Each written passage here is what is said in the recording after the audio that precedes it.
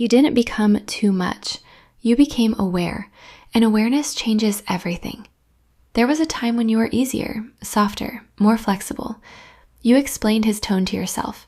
You translated his silence into, he's just tired. You called your intuition anxiety. You weren't naive. You were hopeful. Hope is quiet.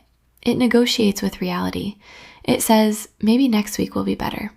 Maybe he didn't mean it like that. Maybe I'm overreacting. But something shifted, not because he changed, because you stopped ignoring the tension in your body. That tight feeling in your chest when he dismissed you, the way you rehearsed conversations before bringing something up, the way you softened your voice so he wouldn't get defensive. That's not drama, that's adaptation. And adaptation over time feels like shrinking. You didn't wake up one day dramatic. You woke up tired of pretending you were fine. And the moment you stopped laughing at things that hurt you, you became too much. Not for everyone, just for someone who is comfortable with the smaller version of you. And consciousness is dangerous to anyone who benefited from you staying small. There's a specific kind of loneliness that only happens in relationships. You're not alone, but you are alone with your feelings. You start calculating your words, timing your needs, editing your reactions, not because you're manipulative, because you're trying not to be a problem. And slowly, you become the calm one, the understanding one, the emotionally responsible one.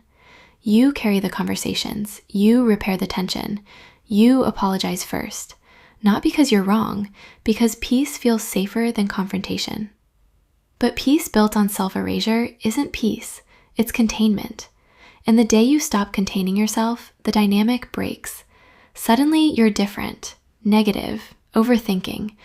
But what actually happened? You stopped absorbing what was never yours to carry.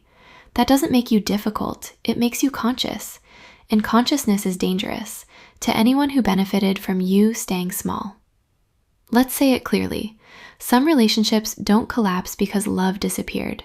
They collapse because comfort disappeared. Comfort in you doing the emotional labor. Comfort in you adjusting first. Comfort in you doubting yourself instead of questioning him.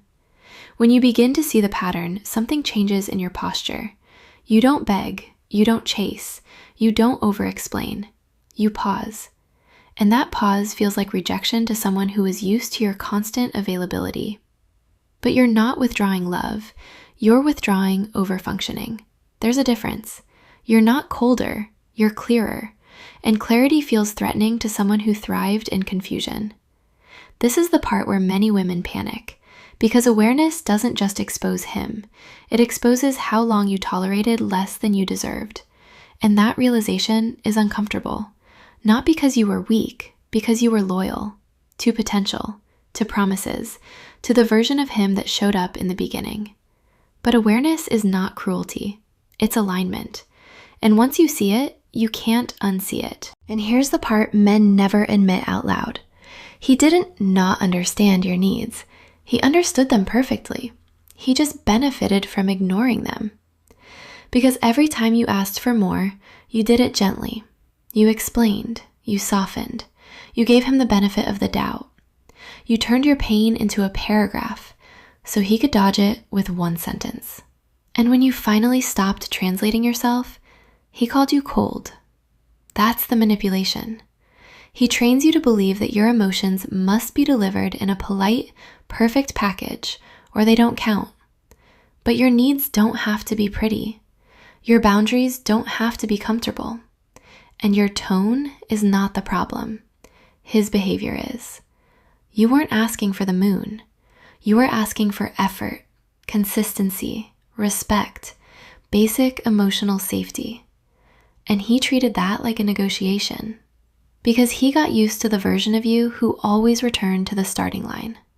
You'd catch him, he'd apologize, you'd forgive, he'd repeat.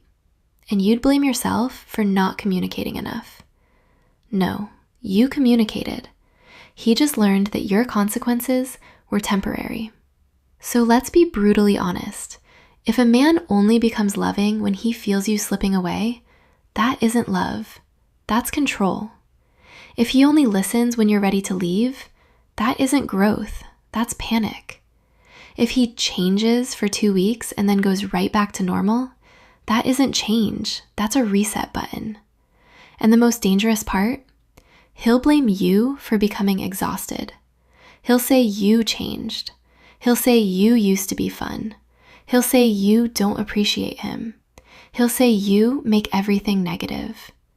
But what actually happened is this. You stopped shrinking. You stopped smiling through disrespect. You stopped calling loneliness love. And that's when the relationship started dying, because the only thing holding it together was your silence. So if you're in that place right now where you feel yourself disappearing, listen to me. Your body already knows. Your nervous system already knows. Your sadness is not random. Your anxiety is not overthinking.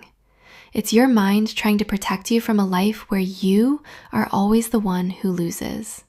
And I know what you're thinking, but if I stop, he'll leave. Maybe, but ask yourself what you're actually protecting. Because staying with a man who only shows love when you're quiet, when you're easy, when you're convenient, is a slow kind of heartbreak. Watch the pattern. He gives you just enough to keep you hoping, just enough to keep you waiting, just enough to make you doubt yourself. He'll do the bare minimum and call it trying. He'll forget what matters to you and call it stress. He'll hurt you, then act wounded by your reaction. That's not misunderstanding. That's a system. And you don't heal inside a system designed to keep you small. Now here's the question I want you to sit with. What would happen if you stopped proving you're worth choosing? If you stopped begging for basic care? If you stopped auditioning to be loved? Because the truth is, the right man doesn't need you smaller. He needs you real. And if he can't handle real, he was never your safe place. In the next episode, we're going deeper. Why men call you too much the moment you stop tolerating less, and how to tell the difference between a man who's immature and a man who's intentionally keeping you small. If this hit you, write "I see it" in the comments, and share the moment you realized you were shrinking. I read them.